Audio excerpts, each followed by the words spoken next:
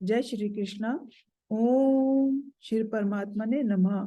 श्रीमद् भगवद गीता अध्याय 4 श्लोक नंबर 5। श्री भगवान उवाच बहूनि मे व्यतीतानि जन्मानि अर्जुन तान्यहं वेद सर्वाणि न त्वं वेद परन्तप। श्री भगवान बोले, हे परंतप अर्जुन, मेरे और तेरे बहुत से जन्म हो चुके हैं। उन सबको तू नहीं जानता, किंतु मैं जानता हूँ। अब जानने से यही अभिप्राय है भगवान का, क्योंकि वह समय के पार से जो है वो बोल रहे हैं, उसमें समय एग्जिस्ट ही नहीं करता। तो उनका वह उस स्थिति में है जहाँ पर आत्मा का कोई ना जन्म है ना मृत्यु है। अजो अपि सन्व्ययात्मा भूतानि नामीश्वरो अपि सन प्रकृतिं स्वामधिष्ठाय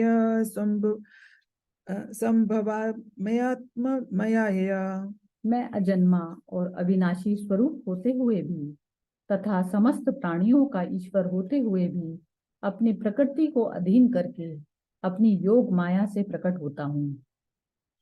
इसमें भगवान कृष्ण बोल रहे हैं कि मैं अजन्मा। अब क्या है कि जो चेतना है वो जब पदार्थ के साथ में अपना तादात्म्य कर लेती है, प्रकृति के साथ में तादात्म्य करके उस शरीर को ही अपना मानने लगती है, तो अब क्या है, शरीर क्षणभंगुर होता है, उसका बार बार जन्म है, बार बार मृत्यु है, क्योंकि वह आया है तो जाएगा भी।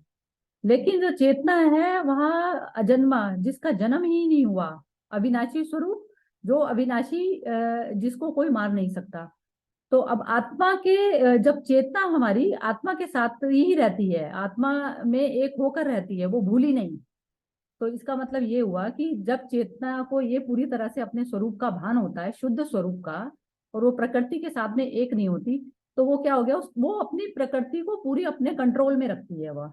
तो वो जो जिसका अपनी प्रकृति को अधीन करके जिसका जो जन्मा है, जिसने शरीर पूरी तरह से जागृत अवस्था में डाला है, तो वो उस में भगवान अपने आप को बोल रहे हैं कि योग माया से मैं प्रकट होता हूँ, कि उन्होंने माया के साथ में योग करके प्रकट हुआ पूरी तरह से जागृत अवस्था में। लेकिन जो नॉर्मल पुरुष है, अर्जुन जैसे जो पुरुष है, तो वो जो जन्मते हैं तो उनका क्या होता है, वो बेहोशी में ही जब शरीर को छोड़ती है चेतना, और बेहोशी में ही दोबारा दूसरा वस्त्र धारण कर लेती है। तो इस कारण वो चेतना बेहोश थी और वो बार बार शरीर जो है लेती रहती है, और शरीर के जन्म होते रहते हैं और मृत्यु होती रहती है। यदा यदा हि धर्मस्य ग्लानिर्भवति भारत अभ्युत्थानं धर्मस्य तदात्मनं सृजाम्यहम्। हे भारत, जब जब धर्म की हानि और अधर्म की वृद्धि होती है, तब तब ही मैं अपने रूप को रचता हूँ, अर्थात साकार रूप से लोगों के सम्मुख प्रकट होता हूँ। परि परित्राणाय साधूनां विनाशाय च दुष्कृतां धर्म संस्थापनार्थाय संभवामि युगे युगे। साधु पुरुषों का उद्धार करने के लिए, पाप कर्म करने वालों का विनाश करने के लिए और धर्म की अच्छी तरह से स्थापना करने के लिए मैं युग युग में होता हूँ। अब इसमें भगवान यही बोल रहे हैं कि धर्म की हानि होती है। धर्म की हानि ये कि जब चेतना अपने आप को उसने पदार्थ के साथ में तादात्म्य करके अब वह अपने आप को पदार्थ समझने लगी। अब उस पे पदार्थ में कोई भी जो क्रिया होती है वह उसको अपना माने रहती है, उसके साथ में उसकी अटैचमेंट बढ़ जाती है। तो इस कारण क्या होता है, आपकी जैसे ही आपका, जैसे कहते हैं ना, केंद्र केंद्र पर होता है आत्मा। अब वो उसने केंद्र जब अपने आप को भूल कर, जो मन है, मन केंद्र और शरीर के बीच में जो है रहता है। अब मन जब तादात्म्य पदार्थ के साथ में कर लेता है, तो वो पदार्थ को अपने उसमें कंट्रोल में करना चाहता है, तो वो आत्मा से उसकी दूरी होती चली जाती है।